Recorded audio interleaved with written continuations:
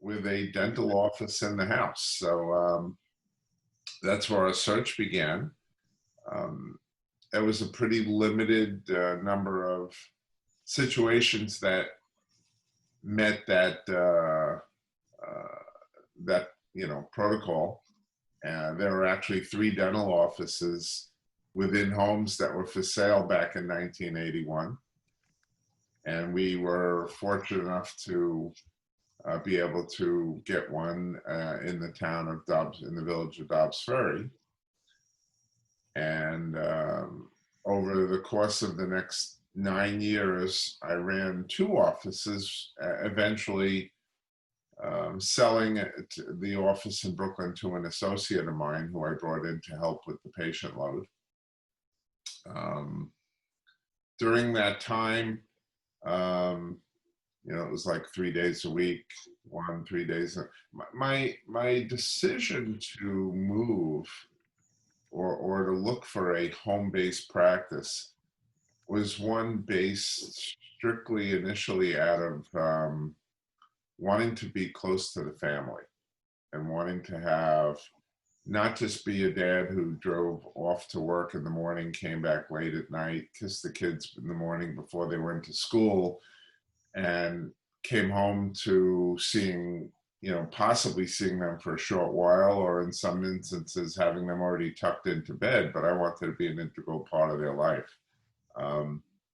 Indeed, we had 2 children. We had Randi in 1982, while my wife was in her 2nd year of medical school. And then we had Mark in 1984, literally a couple of weeks before my wife graduated from medical school. And to her credit, she didn't miss a beat, didn't miss a day. There was some concern that she would have Mark during the finals period of graduating from medical school. And the instructors were like, no problem, we'll, if you can't make it to the exams, we'll just bring you in and do an oral. And she was like, well, no way that's happening. So after Mark was born, she made sure she continued her studies and showed up and took her finals along with her other classmates. Wow. And then went literally Mark was born May 14th.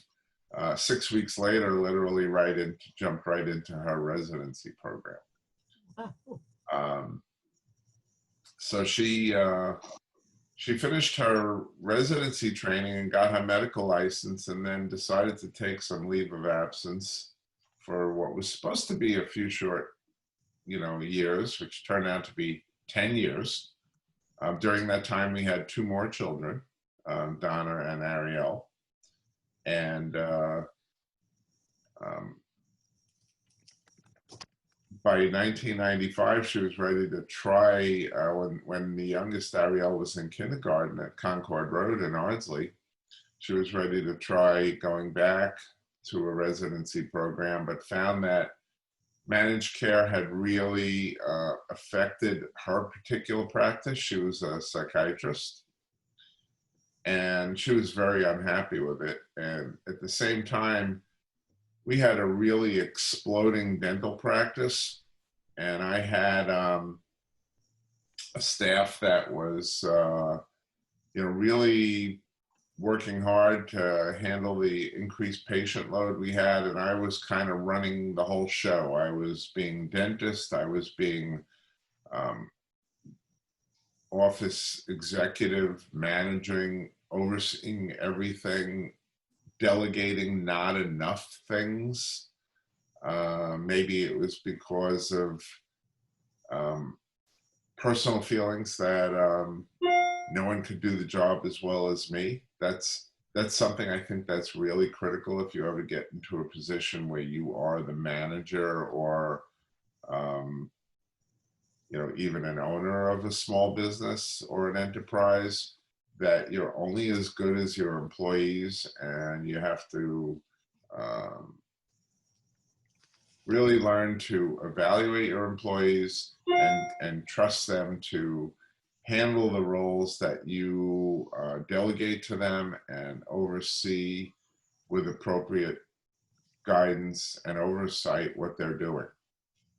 So at one particular session, I convinced my wife to come back and work in the office. She was miserable in her psychiatry career. Instead of doing therapy on patients, managed care was dictating that the therapy would be done by psychologists. And what she was doing is, using her ability to write prescriptions to do drug assessments on patients and titrate drug doses and write prescriptions and fight with insurance companies. She would have suicidal teenagers who would be hospitalized after a suicide attempt. And the insurance company would tell her, you've got 3 days to evaluate whether this person can be medicated and released back to their home or institutionalized. And 3 days not enough time to make a judgment. And so she would spend a fair amount of her time on the phone fighting for an extra week of insurance benefits to keep the person in the hospital and try and evaluate them appropriately. As an office manager, she really helped turn things around for our office, as I did delegate to her the complete non-clinical functioning of my dental office, running the entire front end of the office, overseeing the employees and making decisions about everything non-clinical. That helped me focus on the back and do my job better. And indeed, our production doubled in 2 years because of my ability to focus on what I do best, which was dentistry. Now, along the way, let me tell you a little story about my adventures with technology. When I got into NYU Dental School in 1975, out of graduating from Brooklyn College, I was fortunate in having my dad worked in the Madison Square branch of the US Post Office, literally only 2 or 3 blocks away from dental school, Manhattan on First Avenue and 24th Street. Madison Square Post Office was on East 24th Street between 3rd and Lexington. So I would use that time. My dad would drive me in the morning. And the payoff for getting a ride and not having to take the subway, or the penalty, I should say, was that I had to get up an hour early, which, for a 21-year-old, sleep is really precious. It's precious for all of us, but especially a 21-year-old. Rolling out of bed at 6:30 in the morning was a real challenge. And I didn't have first class until 8:30. So being deposited at 7:30 in the lounge at the dental school, I would inevitably sleep or read, or there were no phones, iPhones or mobile phones back then. And shortly after starting that, there would be another individual there who was also there an hour early, who it turned out was driving in with his father from Staten Island. And we became good friends. And he had a real passion for science fiction, video games, Atari 2600. He actually convinced me that to take my gaming to the next level, I had to buy an Atari 800, which was literally one of the earliest available home computers back in 1980. Maybe 78, 79. I don't remember when the Atari 800 came out.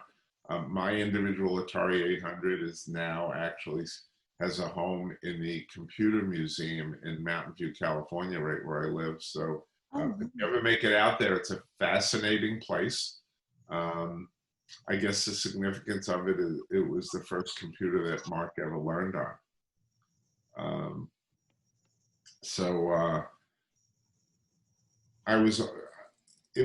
It led me on a road to technology.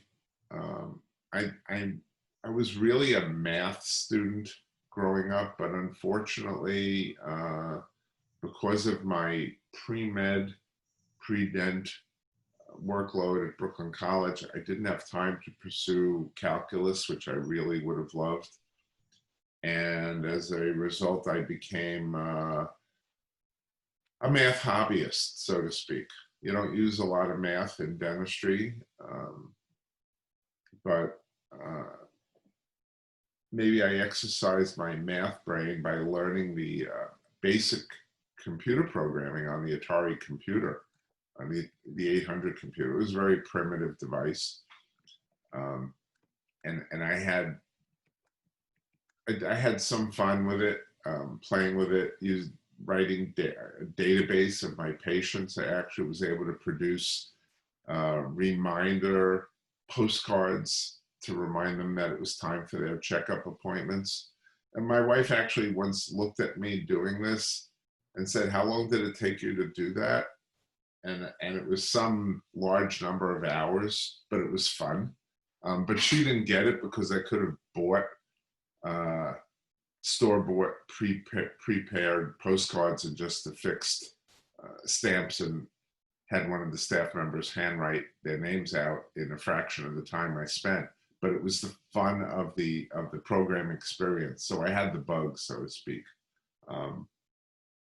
Later in 1985, the first IBM home PC came out.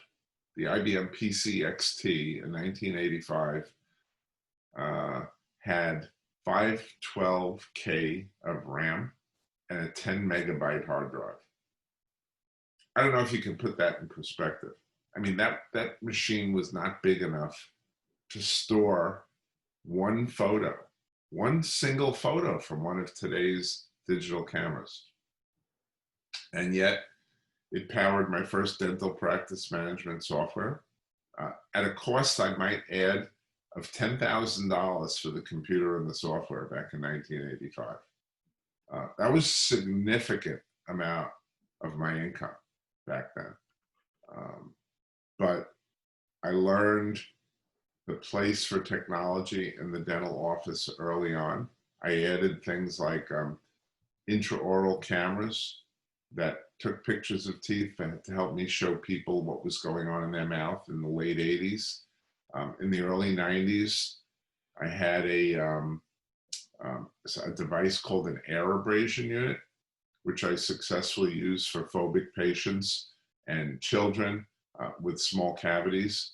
So I was one of the first dentists who was doing drill-free cavity preparations. Today, dentists do use air abrasion and lasers in some respect for early cavity preparations and other things in the mouth, but they haven't unfortunately been able to keep pace with the speed of higher speed drills in dentistry. The point is, I wasn't afraid of technology and adopted it as soon as I could. Having a home office, I realized the need for a communication system throughout the house. By 1994, Mark was 12 years old, and he, for some time, had been, let's say he wasn't as stimulated as he should have been in the schools. And their answer to his rising abilities in the mathematics arena were to accelerate him to higher grades in math. So in 7th and 8th, in middle school, he was doing high school math. They were busing him up to the high school to take 10th grade math along with the high school students. I thought it would be a good idea. I never saw him doing homework at home. He said he always was able to finish it during his breaks at school, and he loved to video game. So I introduced him to computers. He swallowed up the Atari computer that I had in no time. It was the only thing I had that taught basic language. Eventually I got him his own computer program, and he dragged me out to Barnes & Noble to buy a book on C++ programming, which I had never heard of, but he told me that's what he needed to learn. I tried reading with him, but he had much more time than I did. And eventually I hired the husband of the community counselor for the au pair that we had living in our house with us was a computer science teacher. So he would come to the house once a week and teach Mark C++ programming. At age 12, when he was in his last year at Ardsley Middle School, we approached the principal of the high school and said, hey, he's already being bussed up for math. Can we have him take some computer science course up there? I notice you have AP computer science. So they facilitated a meeting with the computer science teacher. I don't know if he's still there. I think his name was Zimmerman. I doubt it. This is going back again 26 years. And the computer science teacher met with Mark and came out, shook his head and said, he can't take my course. He already knows everything that I'm going to teach. But he suggested that at the time, Ardsley had a program with Mercy College where if at the end of registration, any courses were not subscribed and they had permission of the principal, Ardsley students could take a class at Mercy College for 1/3 of the matriculation fee. At that time, I think it was $240 a credit. So essentially for $80 a credit, he was able to take a 3-credit course that met Thursday night from 7 o'clock to 10 o'clock at night on Java programming. And he was quite a small 12-year-old. Even now, I think he's 5'7" or maybe 5'8". But I remember taking him to his first class and the instructor looking at me, shaking his head and said, you can't bring him in with you. And I said, you don't get it. He's the student. I'm leaving. Bye. Here he goes. So that was a course, actually a graduate level course in JavaScript that he decided to enroll in. So he did that for a couple of years.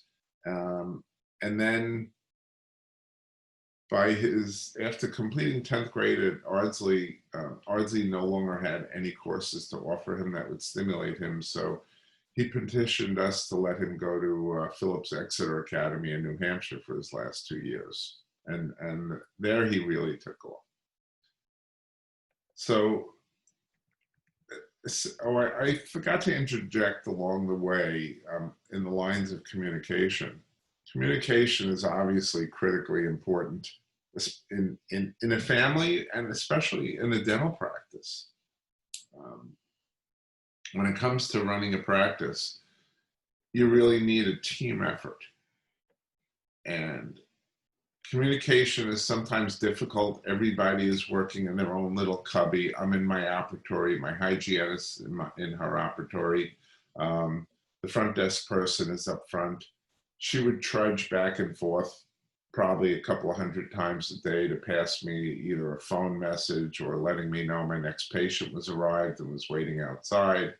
The hygienist would need to communicate with me to tell me that the patient who she just cleaned their teeth needed an examination. And where was I, what would I be able to do the examination? Plus I have some questions or things to discuss about her needs.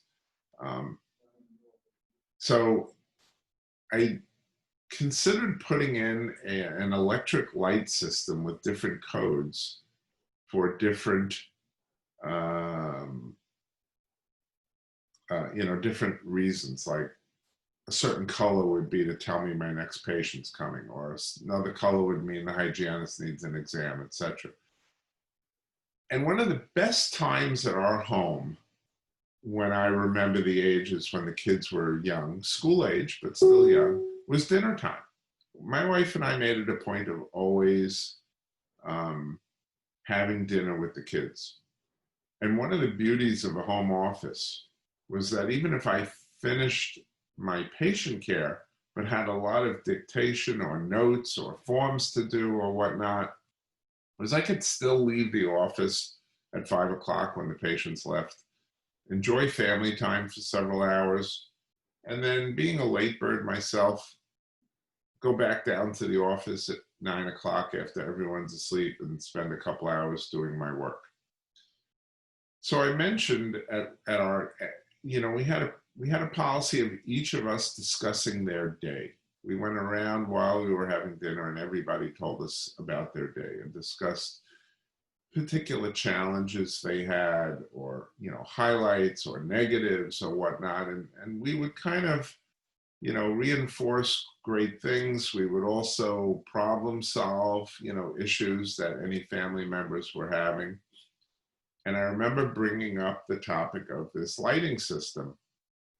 And Mark looked at me and said, well, you already have computers in all your rooms. And they all already talk to each other. So why not just use the computers instead of having to spend a lot of money and drill a lot of holes and get all these wires for this lighting system? And I said, well, what do we have that could do that? And he goes, well, let me think about it. And in about a day, he put together a primitive form of what was essentially the first social network ever, which we called ZuckNet. It was only used in our home. It enabled all our computers to have a little chat box that enabled us to do all our internal and family messaging from computer to computer in the home. I might add that I guess around that time, about 1995, we had, like every other family in Dobbs Ferry and Ardsley, and probably everywhere US where families could afford a computer, we had a computer with America Online, which was dial-up internet access. The problem was it used your phone line, and I was already had modems in the office, and we were doing things like credit card processing and insurance form submission through the modem. And I noticed that after 3 o'clock, the staff was complaining that they were having trouble with consistent access to credit card processing and insurance claim processing and things of the like. And I realized my kids were home and were getting on America Online and tying up the phone line. So I looked into getting something, a precursor to bandwidth. Bandwidth was, large bandwidth things were not available. There was something around that time called a T1 line, which is essentially a precursor of modern day broadband. So we brought it in the home. So I guess you could say that against his peers, even though there were other 12-year-olds back in 1994 and 5, who had advantages of computers in the house, Mark not only had his own computer in his room, but he had broadband, which enabled him to have high-speed internet full-time. He didn't have to share it with his siblings like happened in most other households. And he also had the ability to, since we had 8 computers in the home and dental office, the ability to learn and program computers and their interactions or communication with other computers. So he certainly had a huge head start by the time he went off to Phillips Exeter, where he developed an intelligent music player that learned user preferences. He was solicited by several companies, including Microsoft, to buy the software from him and to come work for them, but he opted to instead go to school at Harvard, where he made it for 2 years until he got sidetracked with his development of Facebook and decided to take a leave, which became permanent. In 2005, he convinced his sister Randi, who actually is the only member of my family who did graduate Harvard, they had 1 year together at Harvard when Mark was a freshman and Randy was a senior. But he convinced Randy, who was working for a firm in New York City doing marketing, to come out and be a marketer for his fledgling company. And Randy that was a tough call for Randy. Randy had a nice apartment, she had a nice job, she had a boyfriend in Manhattan, and here she was being invited to pick up and leave everything behind and move out to California. So eventually Mark prevailed and got her out there. And eventually her boyfriend Brent moved out also, and they got married. And from 2005 to 2011, Randy was marketing director at Facebook and was the one responsible for really getting Facebook into live video. She actually got an Emmy nomination for her work with Facebook, and the 2010 election primaries and election day. And she also was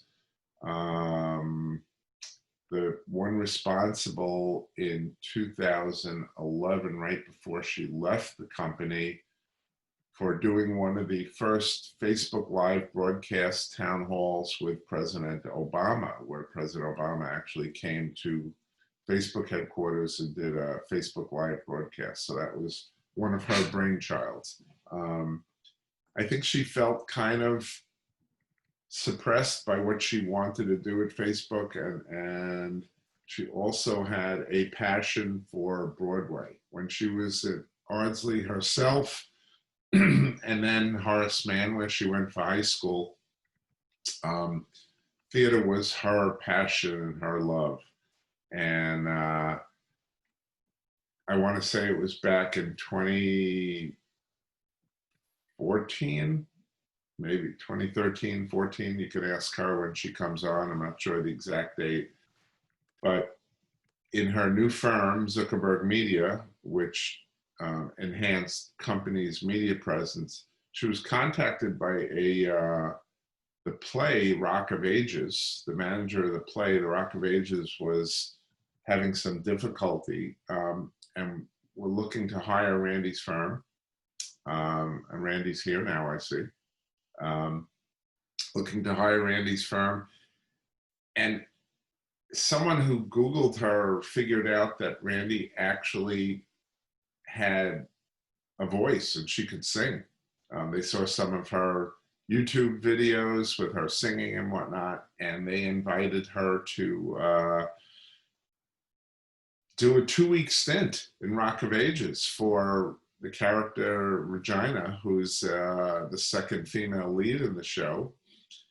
And that really turned Randy's life upside down and got her the bug, so to speak, to get more involved with Broadway. She was subsequently asked to stay longer. It was such a hit. And with her passion for Broadway reignited, she and her family, at that time, they had 2 children, moved back to New York, sadly for us. My oldest grandson, Asher, was my movie buddy and partner in crime.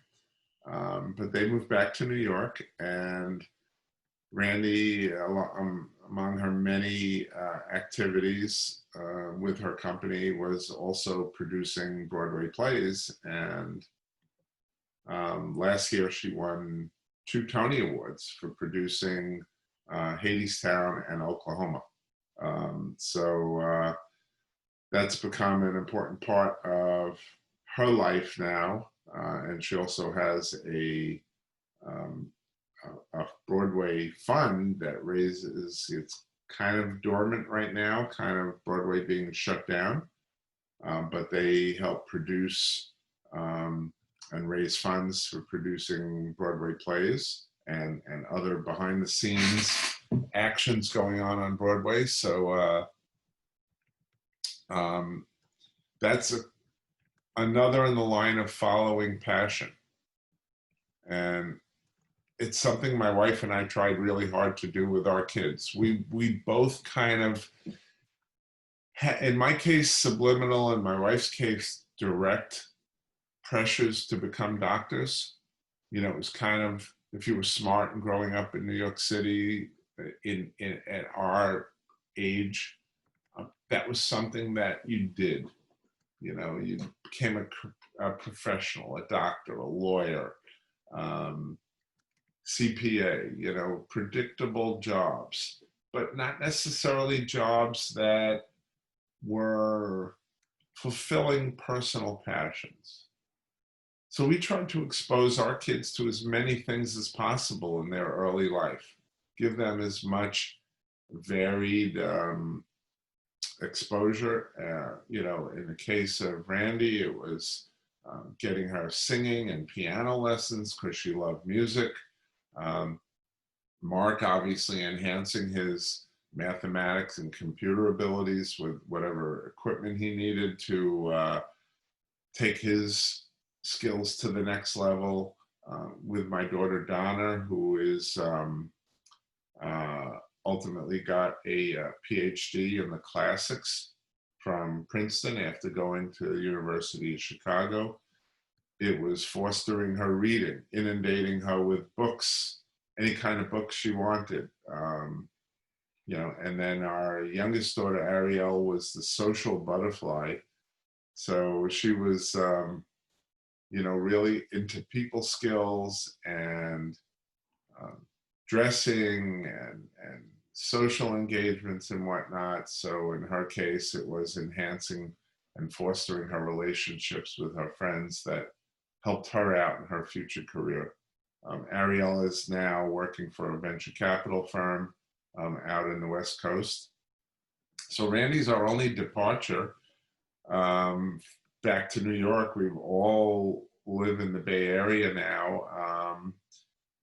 But actually right now that includes Randi as well, because during COVID, we invited Randi out to California where it's a little bit safer. So she and her family have been living here since March. And we're enjoying having social distancing family time as much as we can. And Randi's company also has some ventures which might be of interest to many of you. And if she's around, this might be a great time to bring her on and talk about that. Hey, Dad. Hey, how you doing? Hey, hi, everyone in New York. It's early here, so it's a thrill to be with everyone. And thanks, Dad, for letting me crash your webinar. That's the great thing about Zoom is anyone can just pop in. But it's really great to see so many awesome faces on here. I'm sure. Hopefully you've all been learning a lot from my dad and his incredible career and wisdom. But I wanted to share a few of the things that are on my mind. I guess also caveat that you might meet any of my 3 children at any time, because such is the nature of working from home. So I apologize in advance if you do that. One of the reasons I think it's so exciting to be on a call like this with all of you is that the honest answer is that the careers that you will have in a few years from now don't even exist today. You're going to create them. You're going to be part of the companies and the industries that create them. And that's why I think it's both so exciting. It's a little scary to be a student right now thinking about careers and futures, but I guarantee that the careers that you have don't even exist today. And I think that's one of the most exciting things about living in a time with so much innovation. One of the things that always kind of, got me down being in Silicon Valley, I loved working at Facebook in Silicon Valley. I loved being on the front lines of so much change in the world. But one thing that got me down is that everyone sort of looked the same out in Silicon Valley. I kept asking myself, where are the women? why are there no women at the tops of these companies? Why is everyone white?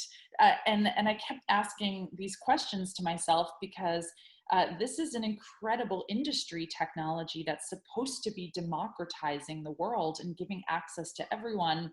Yet you look at the top tech companies in the world and the leadership at all these companies looks so similar.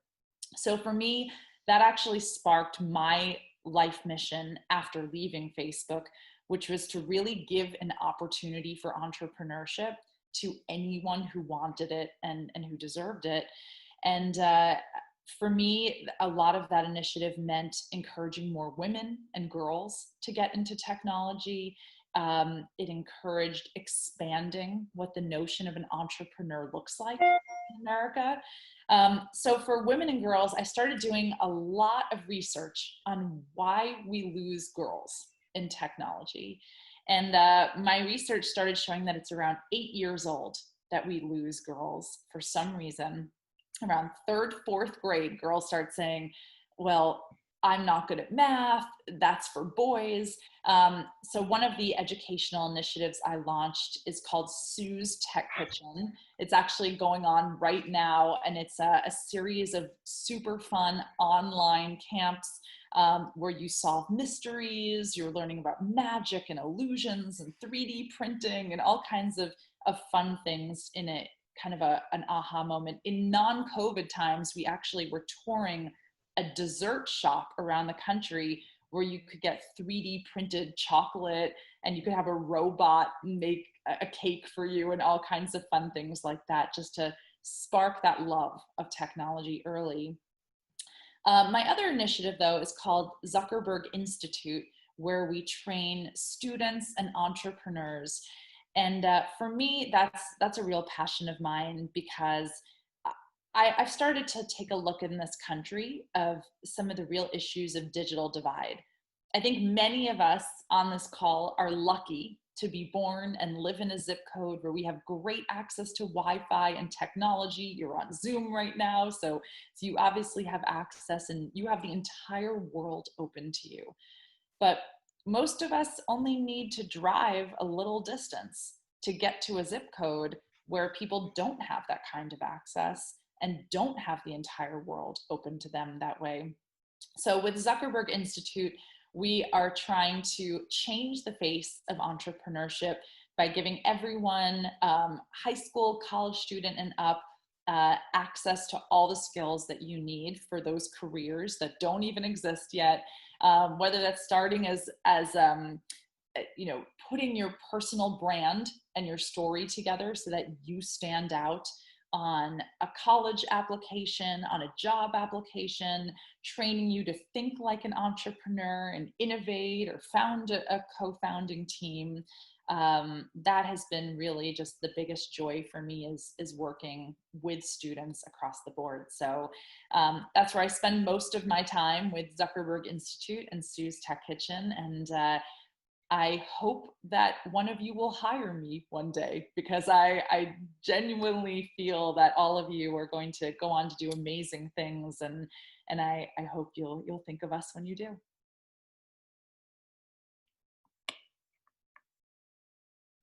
Let's see. I don't know, Dad. I'm going to throw back to you or open to Q&A. Well, I see a copy of Dot in the background.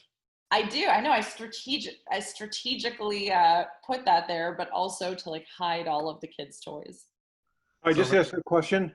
Yeah, sure.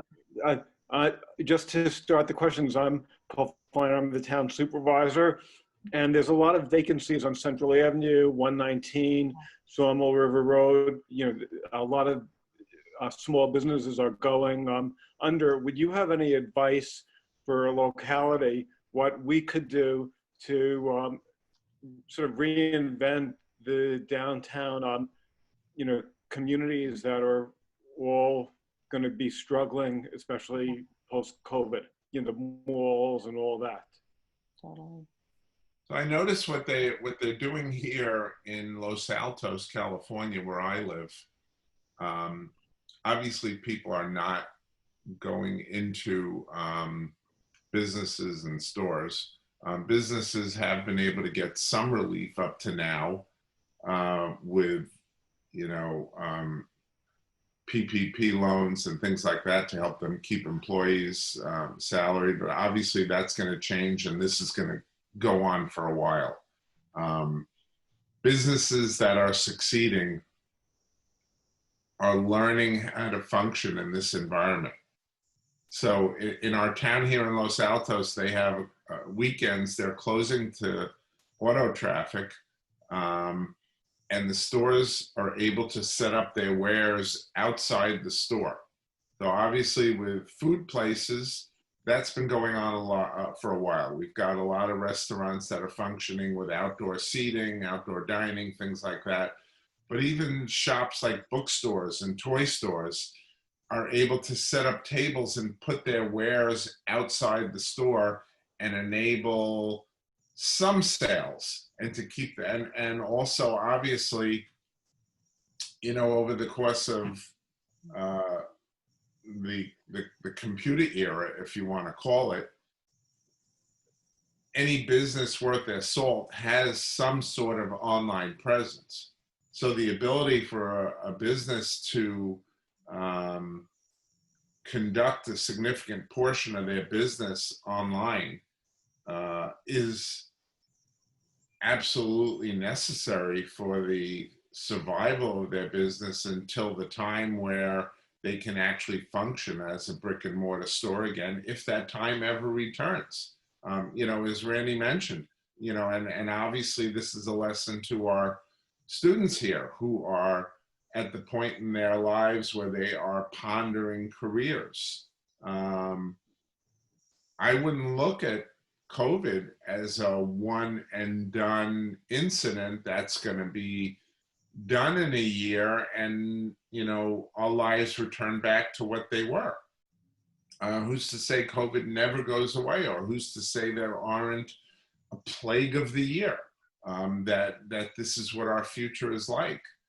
So I think that it's important to consider career opportunities that, potentially have the ability to succeed and thrive in a virtual world.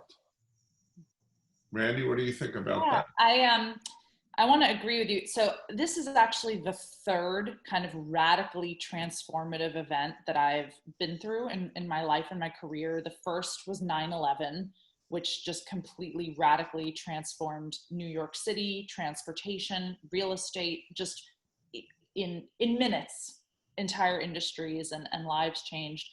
The second was a business radical transformation, which was the iPhone. I was sitting at Facebook during that time. We woke up one day in June of 2008 and everyone was using the internet on laptop and desktop computers. The next day, when we got into the office, half of America was using the internet on mobile phones, thanks to the iPhone. And that was kind of one of the biggest radical transformations that I've ever seen in my career or my life in an entire industry. Many businesses couldn't move to mobile and they went out of business, but the businesses that did double down and see it as an opportunity are the businesses that you see thriving in huge ways. So this is another time of great challenge. As you were mentioning, it's very difficult to be a brick and mortar store right now, especially, it's easy in California where we're in the dry season to tell businesses to just open outside. That's not so easy on the East Coast where you don't have a rainy and a dry season. It could just downpour on an outside restaurant at any minute. The weather is not so stable as it is in California. So you can't just tell a business, just go be outside. That doesn't always work. But I do think right now is the time to be thinking really creative and out of the box. How can we be turning empty parking lots into drive-in movie theaters or concert venues? How can we be creating a sense of community in a new way? And how can businesses be doubling down on e-commerce tools? It is so easy. Any of you by the end of this call using Shopify or Wix could open an online store in the next 20 minutes if you wanted to. And so this is the time for businesses, really, they're almost in a way getting a gift of having to learn the tools of e-commerce that will help them survive. So I echo, it's so sad to walk around downtown and to see what's going on with stores closing, but I do think we've been giving a gift of reimagining what the communities of the future might look like. That is great. I'm so excited because we're trying to get a drive-in movie theaters, drive-in Broadway, drive-in Giaz, and Amazing. I met with somebody yesterday, and the town is going to look at possible rezoning, to allow it. So I don't know if you remember when you were in Dobbsbury, there's a place called Life. Of course. And he was actually interested in doing it. I just met with him yesterday, so it's really very exciting. So well, I think anything I can do to be helpful for that, let me know. And I think that's such a wonderful initiative, and really will bring the town and the community together in such a positive way. We have to move back to Greenburgh. I know. Believe me, I've started looking at real estate in Westchester. So I feel like it could be sooner than you think. Terrific. Any of the student interns have any questions that they'd like to ask? Oh, they must. I just want to say, Ed, thank you for your amazing story and for emphasizing the importance of empowering young people to follow their passions and to follow their dreams.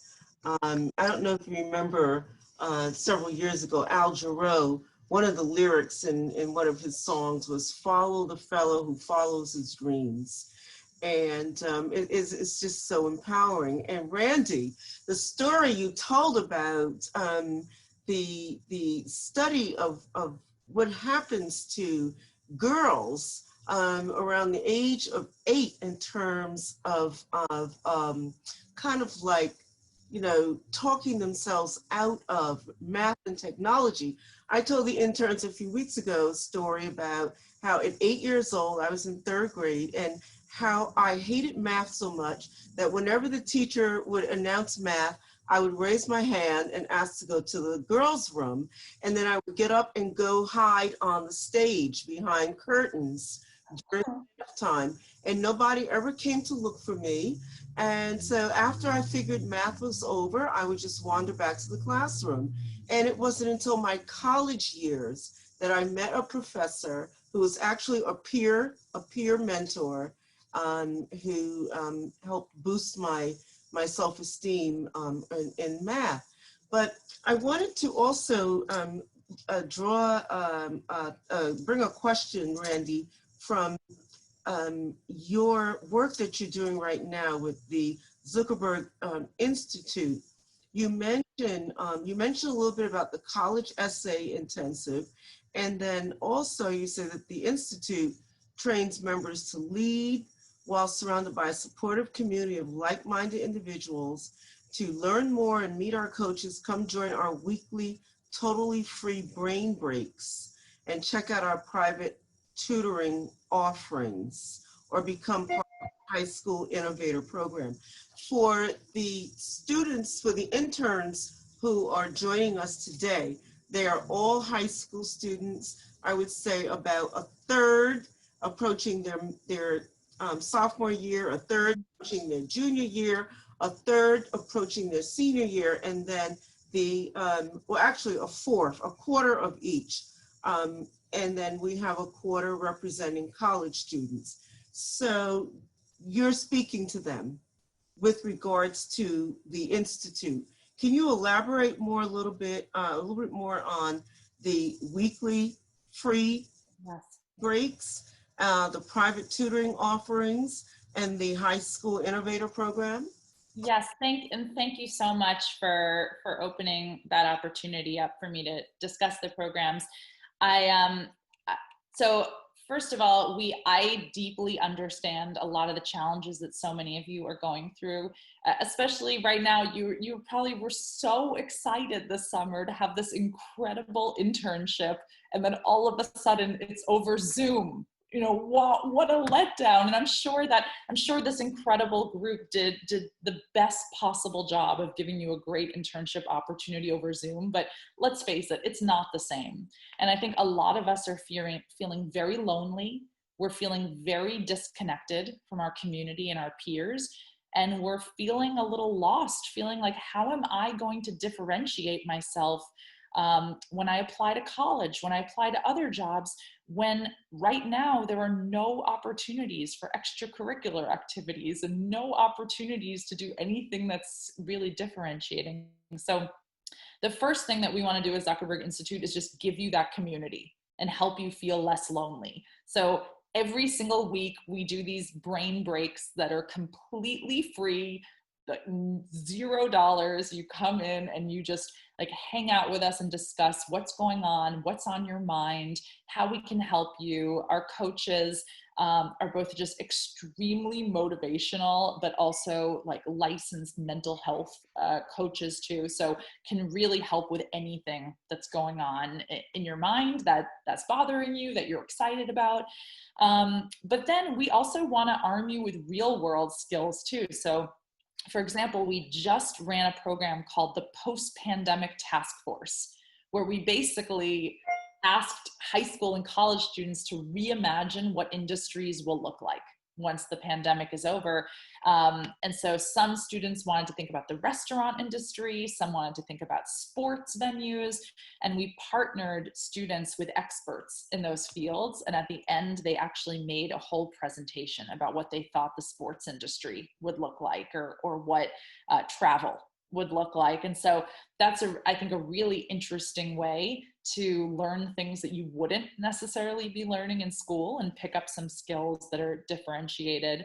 And so everything that we do is designed to help you feel less lonely, give you other like-minded students around the country who love business and entrepreneurship the way you do, and to give you specific skills so that you do stand out on that college essay. You do stand out when you're applying for jobs in ways that other students aren't getting or aren't doing right now. So I hope you'll check us out at zuckerberginstitute.com. All the info is there. The coaches are awesome. I really hope to see you there, even just popping in for our free brain breaks. And anybody could just sign in.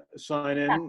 Anyone can just sign it. Well, you get a code like this, like a Zoom passcode. So you can just sign up through the website. And I know this is a really challenging time for everyone. And so that is our only goal, is to kind of help you through this time.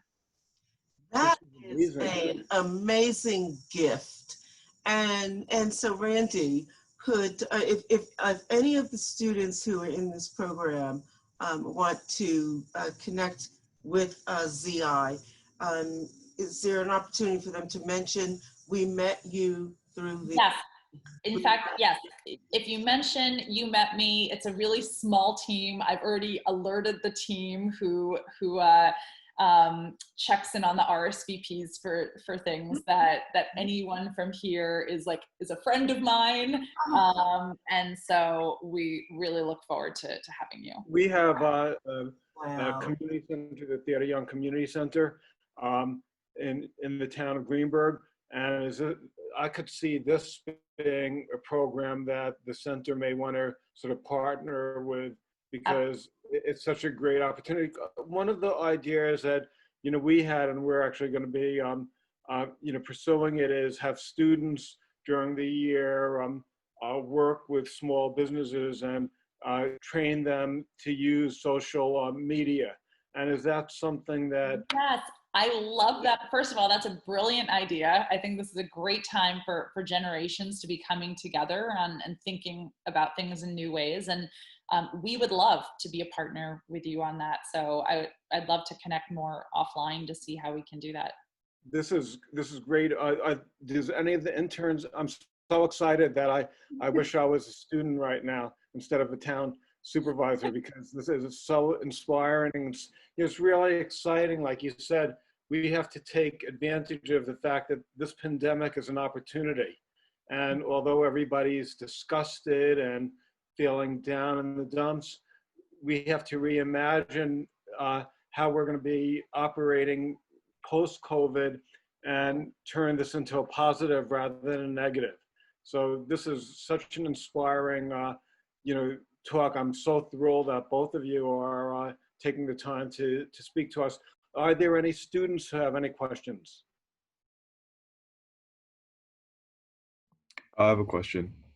So I know you mentioned how when you were working with Facebook and in the Silicon Valley and stuff, you saw how there was the same type of people, like male, usually white. How do people such as yourself, or maybe us in the future, how do we provide opportunities for, to diversify the industry, the business? How do we do that without kind of creating a quota? Yeah.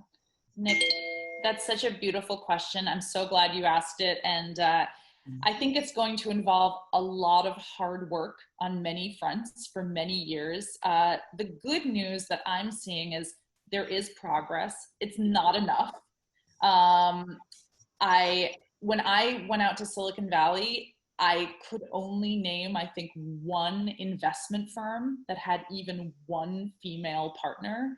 And so, of course, people invest in things that seem familiar to them and things they can relate to. And so if you have, these all white male investment teams, of course, they're going to be biased in what kinds of startups they support, even if they don't know that they're biased. Now, I'm happy to say that I would say almost every investment firm in Silicon Valley has better gender diversity on it. You'd be hard pressed to find an all-male team in Silicon Valley anymore. But there's still a lot more work to be done. For example, I think last year only 6% of all money in Silicon Valley went to female-founded startups, and I think it was 0.2% went to non-white founders, which is something that none of us should feel good about in the industry. In fact, I think there have been only 40 startups ever that started by a Black female that have raised over $1 million. And I guarantee you that while we're on this call today, there are 40 startups that have raised $1 million while we're sitting here. So I think all of us should feel a burning passion to be better and to help companies be better. I think it starts with, it starts right now with our wallets. It starts with the kind of businesses that you support. Are you supporting businesses that value diversity? Are you, I guarantee that anything that you want to buy, you could buy from a Black-owned business, a female-owned business, an LGBTQ-owned business. And you could really think about even the small purchases that you're making and how to value that. I think as we're going out in the world, the choices that we make around who we hire, who we learn from, who we take on as mentors, and who you mentor one day, all of those decisions make a huge difference in the world. So Nick, I think even the fact that you brought that up and you're thinking about it and it's important to you makes me feel so happy and so hopeful for this next generation. But I truly believe that all the work that we're doing now hopefully will make it so that things look a lot different. That was a great question, great answer, Randi. Hannah's hand went up, and then Eva. And I'm going back and forth from one screen to the other just to make sure. So Hannah, you want to go next? Hi, Randi. I'm Hannah Whitehead, and I go to RJ High School. And I think you're really inspiring, by the way. And I was wondering, how did you figure out what you wanted to do, and how did it change throughout your life? Oh my gosh, Hannah, that's a great, I'm going to be really honest with you. Like, I still haven't figured out what I want to do with my life. Like, I'm almost 40 and I still don't know what I want to do. And that's what makes life so exciting, because like I said, the career that I'll probably have 5 years from now doesn't even exist today. So like, why stress about like what you're going to be when you grow up, when like you couldn't even know what you're going to be. I mean, here in Silicon Valley, like I was just riding my bike the other day and there's like a self-driving robot car on the road behind me. Like it's just a very exciting time to be working on anything. So I think the answer is that your career will have many chapters. It will take many interesting twists and turns. So I think the only thing that you should be focused on is like being as curious as possible, being open-minded, learning about things, because if you're a smart, ambitious, curious person, you'll be like first in line when those exciting new careers and opportunities open up. So I think, I've done everything from work at a tech company to singing on Broadway to like writing children's books. And my journey, I feel, is not even halfway over. So I, just stick with it and don't feel the pressure to have it all figured out now. I don't know, Dad, Dad, I'm like dominating your Q&A. What are your thoughts? No, I mean, life is always a series of pivots, right? I mean, when Randi had our first grandchild 9 years ago, and my wife was holding the little Asher, and she looked at me and said, "I'm staying. Are you coming?" It was like, oh my God, we've got a home and a dental practice in New York, and that's not something I can just drop and leave, but yet 2 years later in 2013, we were full-time California residents. And after practicing for 35 years, in New York, the last thing I wanted to do at age 57 was start a new dental practice in California. So I did the next best thing that I could with a career pivot. I mean, I learned a lot about running a dental office in my life and being involved with technology. I had made a lot of connections with authors of dental journals and things of that. And people were constantly asking me to write articles for dental journals that I didn't have time to do. So I started writing. And from the writing came inquiries to speak, and now 7 years later, I consult with practices. Up until February, I used to travel several times a year to lecture at dental meetings and speak to dental study clubs and dental groups live. Now that's all done virtually, and I also consult with startups in the medical dental technology arena, combining my knowledge as a practicing dentist and my knowledge of technology. So like you said, life is a series of pivots, and here I am at 66, still productive and working away and giving back to my peers in whatever method I can, and enjoying myself. Wow. More questions. I love these two statements. Randi, your life will always have many chapters, and Dr. Zuckerberg, life is always a series of pivots. Oh my God, those statements are both so exciting about life. It gives such an excitement and an energy and an encouragement and wow. Other questions? Who else had their hand up? I wanted to ask a question. Sorry, I asked it in Sure, chat. Eva. Yes, Eva. My question was, how did you manage to get such a great relationship with your brother? I know, like, for me, my brother is also, like, really smart. He's also been accelerated in math, is really good in computer science, and it's always been hard for me, even though he's only a year and a half younger than me, to, like, connect with him, because the way he thinks is, like, very different from me, and he's just so smart. So I was wondering how you managed to get this like great bond with your brother and be able to help him with his career and vice versa.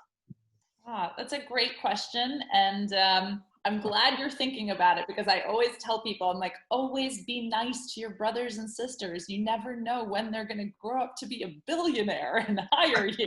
So like, always be nice to your siblings. But no, I think, I was very lucky that we grew up in such a close-knit family. I think that's one of the benefits of having, 4 brothers and sisters, is that like, you don't really need to have that many outside friends. You already have your community right there. So we always relied on each other, and definitely, kudos to my dad on this call, and my dad and mom really fostered that tight relationship.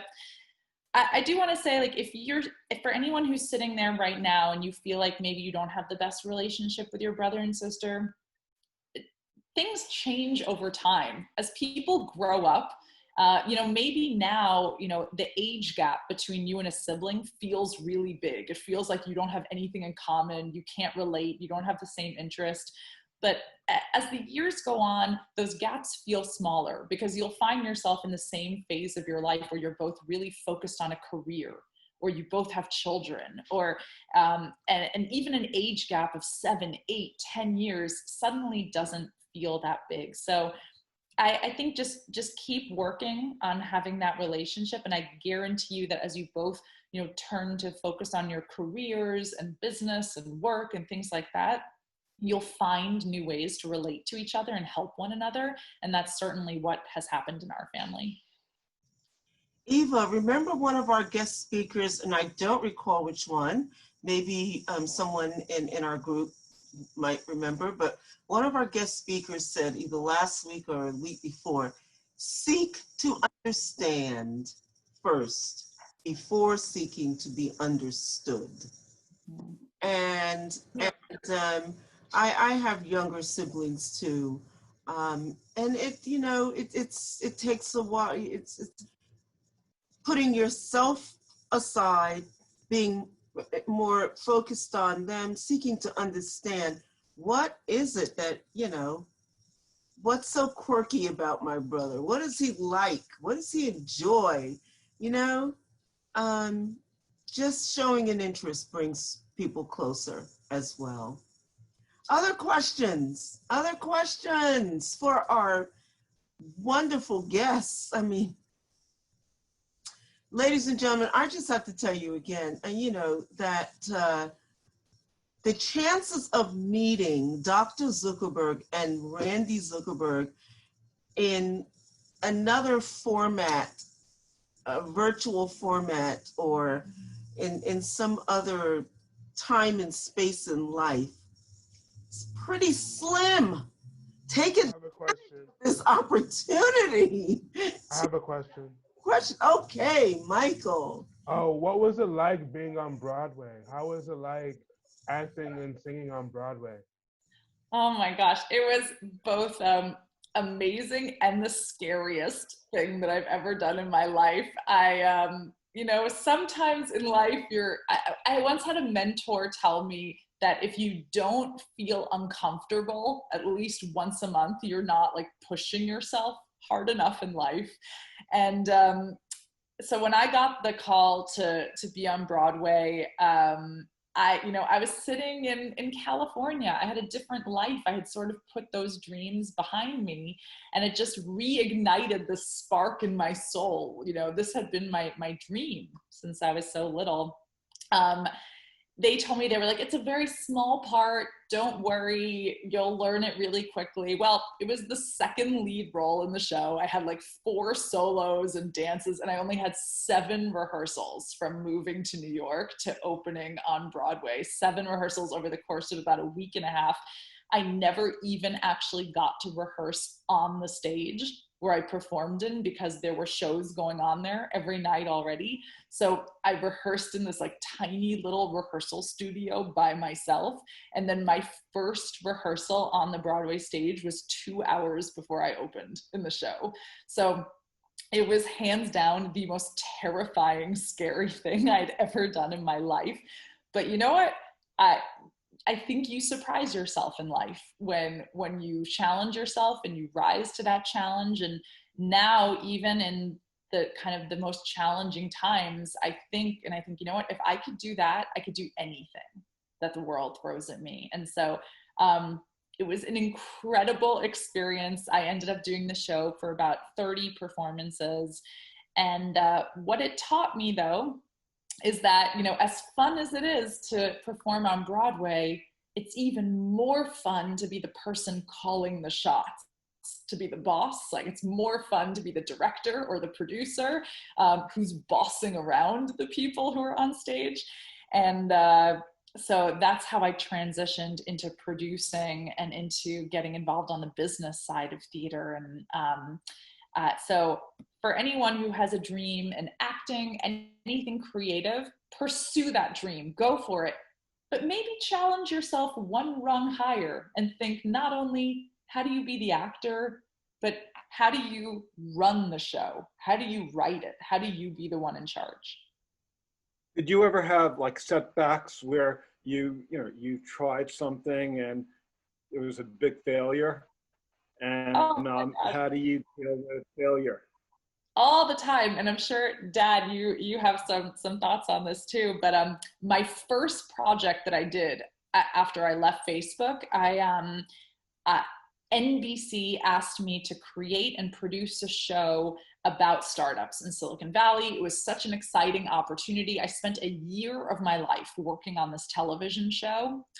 The first episode was great. Tons of people tuned in. The second episode, far fewer people tuned in. And then the third episode, they canceled the show. And so I had just spent a year of my life working on something that was just a complete failure that got canceled. And I just remember thinking, you know, how am I going to recover from this? This was my first project on my own. What a failure I am. I should not have left a big company and started my own thing. But fast forward 2 years, and when I wrote my children's book, Dot, that you can see here behind me, that same executive at NBC called me and said, Randi, you know, our first show together didn't work, but we had fun working together. And so why don't we give your children's book a try and make that into a show? And now here we are, 100 episodes later of the animated TV show Dot that's been on NBC. So what that reminds me is that sometimes things that look like huge failures in the moment are actually a necessary path to getting to where you need to be for success, but it's really hard to see it in the moment. Yeah, and oftentimes, you know, these are learning experiences that, you know, we learn where and how we have to improve. I remember when I embarked on my pivoting career, so to speak, as a lecturer, people really wanted to know about social media. And back in 10 years ago, most dentists didn't have a Facebook page and they were curious about it. And so obviously, you know, with my connections to Facebook and my knowledge as a dentist and business background, that was a natural thing for me to talk about. But what I was really passionate about in dentistry is, you know, Randi, from living in the house, were the gadgets and the technology and all the different toys. I mean, I was the first, so to speak, kid on the block, dentist kid on the block to have digital x-ray back in 1999. You know, and air abrasion and CAD cams that make crowns without a laboratory by milling a ceramic block from a machine. Well, when I first started talking, I said, I'm going to convey this passion about technology that I had. And one particular, I used to speak in the beginning for like 3 hours. I mean, that's a long time to have an audience of like 100 dentists in the audience. And so my plan was to talk for about an hour and a half on technology and then an hour and a half on social media. And one of my early talks was in Cleveland. And a colleague of mine was in the audience. I invited him to join. We had dinner afterwards. And he said, I hope you don't take this the wrong way, but I spent almost as much time watching the audience as you during the lecture. And by the, the technology stuff was fascinating, but people came here to hear about social media. And, even I noticed about an hour and a half into the talk, there were some closing eyes and things of that, people didn't seem that into it. And yet when I started talking about social media, he said, the audience, like magic, went to the edge of their seats, eyes opened. I had everyone's attention. So he helped me rework my presentation to where I spent the entire time talking about social media, but I integrated the points I wanted to make about technology into the topics to keep the audience's interest. So in many ways, only through negative experiences where we maybe are, not totally well received, can we learn to improve and make our product a better product. Wow. Awesome. You get upset when there's criticism against, Facebook, and how do you deal with the, with the critics? It's hard not to take it personally when your children are involved in a product and the criticism is about your children, whether it being about,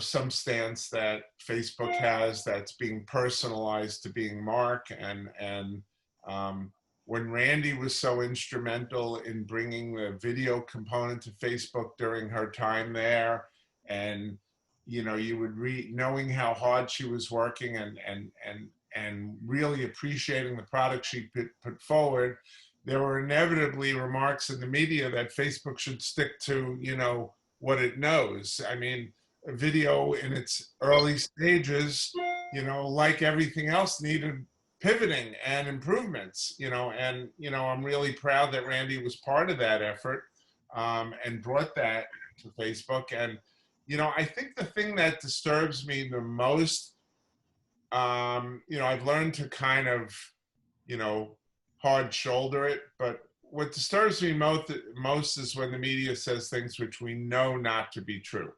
And so that can certainly be upsetting, but, deep in my heart, knowing that all my kids are, really good, high valued people and are really doing wonderful things for the world, makes me proud. And I kind of try and dismiss what the media says. Dad, we all know that everything on the internet is 104% true. Yeah, really.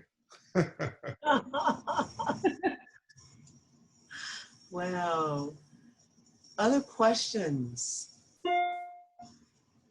Other questions? I just think it's so important, interns, to really hear, not just listen, but to hear what our guest speakers are saying in terms of thinking outside of the box as you go forward as future leaders. As I was driving to the office today, I was thinking about how much I miss going to shows at Carnegie Hall, going to shows at Lincoln Center, because I love jazz. Going to little jazz clubs in the village, down under the ground, downstairs, and into little, dark, deep jazz clubs. I miss that. And so I started thinking about another part of me is that I'm an events planner and I'm also trained in theater. And I started thinking, wow, what about, coming up, designing some events that allow for that have built into the guidelines. You come into a space, social distancing, but also allow for the kinds of refreshments that I would love to involve, the kind of event that I would like to involve. Thinking outside the box, we have to start thinking differently, creatively, productively, progressively, thinking in terms of inclusion. I see the book that Randi has written, and I'm curious, Randi, what is the book about? I'm a former literacy coach in New York City schools, and I love children's books. Oh, thank you. So Dot stemmed from kind of my own experiences in technology, and it's a children's kind of preschool children's book about a girl who learns to balance technology and playing outside and putting the tech down and going out into the real world. Wow. So in the book, when she's inside on her computer, everything is just pink and white. Those are the only two colors. And as she goes out into the real world, the world becomes full color, and she's doing all the same activities, except that swiping is finger painting instead of, swiping on an iPad. And so the book repeats itself just out in nature. Wow. Randi, I just had amazing about, since you have experience with Broadway, there's so many artists, dancers, people in the arts who are out of work. And what's the future of Broadway going to look like? And what's the future of, ballet, jazz? And what would you recommend to, professional, artists? Absolutely. Preparing for acting. There's no doubt this is a difficult time right now. So many creative workers are out of work right now. But what I'm starting to see is that people in the community are starting to find really new, innovative ways to connect. There's this site called Cameo where you can, you're like, for $15, I'll sing a song on your voicemail, or I'll do like a private Zoom or something. And a lot of Broadway stars are taking this time to like have one-on-one interactions with their fans that way, which is really fun. Tons of Zoom. I've been to so many plays that have been done over Zoom. It's not the same as being in the room, but it's pretty cool. I've been to some plays that star huge celebrities just like over Zoom from their homes. That's probably not something that I would have ever had the chance to see.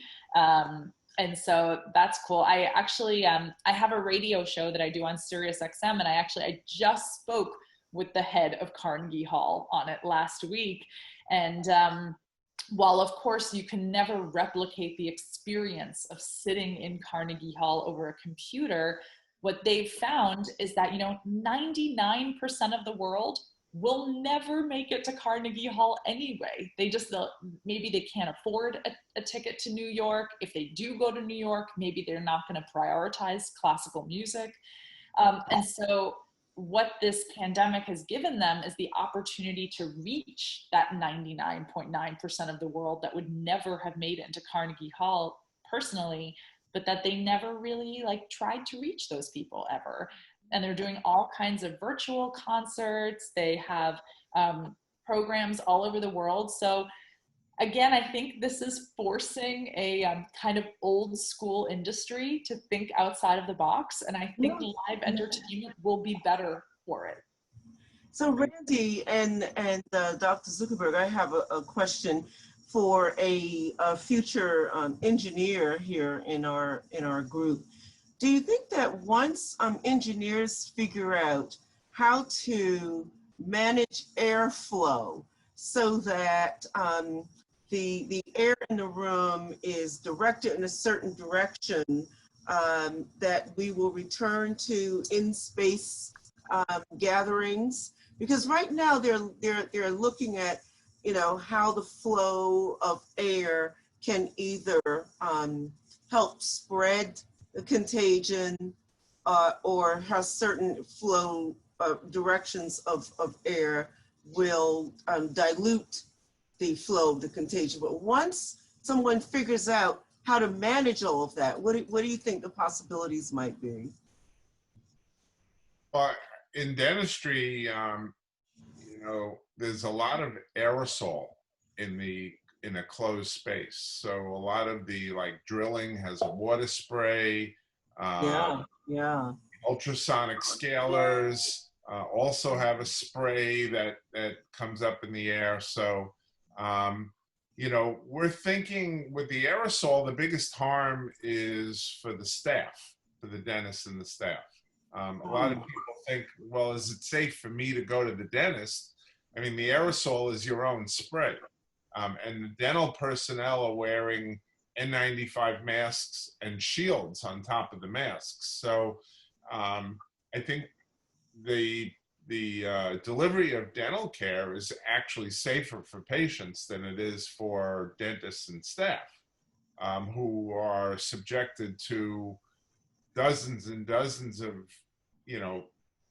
private citizens every week. So one of the changes that have already been made in the profession is most of my colleagues I'm speaking with are avoiding using ultrasonic scalers for cleaning teeth. They're scaling by hand. They're using plexiglass shields throughout the office to form barriers between staff and patients wherever possible. We have very high-speed vacuums that are placed right near the patient's mouth. So when there is an aerosol created, it's sucked into the vacuum machine and not dispersed throughout the room. I'm sure those kind of high-speed, air vacuumers can be applied to public and general settings as well. But I think that, situations where people are in an enclosed place of air is, for a while, it's still going to be a situation that most people are going to avoid. I also think it's maybe an issue of trust. I think the problem is that once people have a feeling like that something is dangerous and scary, it takes a lot of effort to rebuild that trust. So just because a business says, okay, we have a machine, it's safe, back, doesn't mean you've changed people's opinion that something is scary. So I think that brands and businesses are going to have to spend a lot of time on their storytelling and messaging to their customers about what they're doing to keep you safe, and rebuilding that trust. Airlines are seeing that the hard way. They lost everyone's trust. No one wants to fly on planes. They're going to have to spend a lot of effort to convince us that it's better to get on a plane than to get in your car for a few hours and drive. So I think, it's going to be a mixture of that kind of trust building and technology. So what does the future look like for jobs in the areas that you both represent?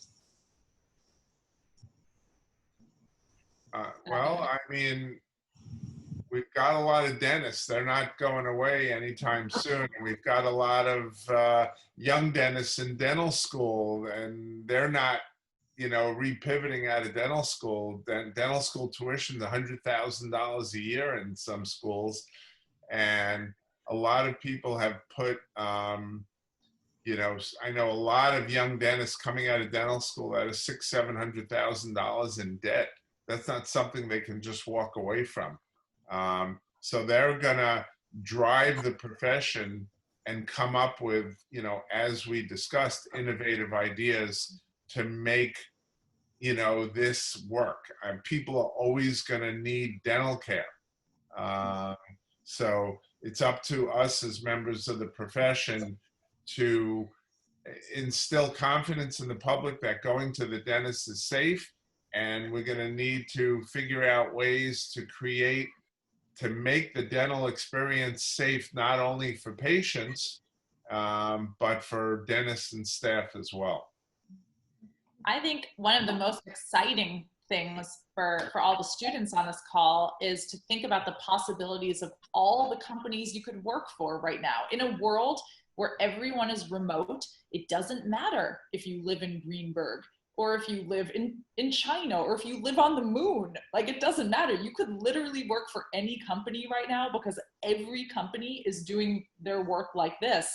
And so, you know, you have this incredible internship with the town of Greenburgh this summer, probably because you live close by. And so, like, it was the most exciting opportunity that was available to you within a geographic driving distance.